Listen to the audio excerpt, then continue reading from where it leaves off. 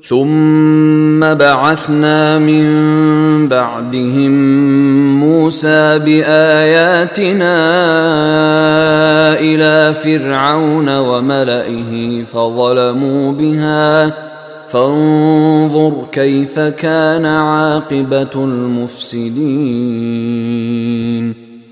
اب وہ آخری رسول جو ہیں کہ جن کا ذکر ہوتا ہے قرآن مجید میں، اور یہ ہے حضرت موسیٰ علیہ السلام۔ حضرت موسیٰ علیہ السلام کا ذکر یہاں پر اب آپ یہاں دیکھا آپ نے تقریباً ایک رکوع ایک جو ہے رسول کے ذکر میں تقریباً اوسطاً آیا ہے۔ یہ اب چلے گا 7-8 رکوعوں تک۔ اس کی وجہ کیا ہے؟ متصلاً قبل جو ہے ہجرت سے یہ صورتیں نازل ہو رہی ہیں، اور اب اہل کتاب سے یہود سے براہ راست سابقہ پیش آنے والا ہجرت کے بعد۔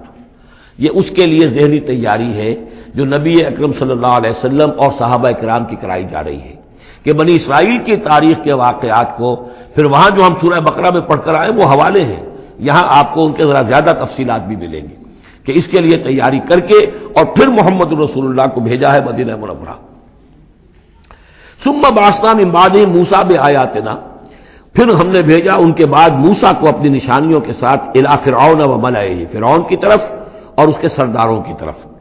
اب یہ ملک ذرا علیحدہ، جیسا کہ میں نے کہا ہے کہ جزیرہ نما عرب سے ہٹ کر یہ جو ہے بر اعظم افریقہ کا شمال مشرقی بالکل کونا جو ہے وہ ملک ہے مصر، اور ایک صحرا جو ہے ٹرائنگولر، وہ بھی ایک یوں سمجھیے جزیرہ نما ہے، صحرائے سینا، دی سینائی پیننسولا، یہ جدا کرتا ہے، اور اس کے بعد ادھر مصر ہے۔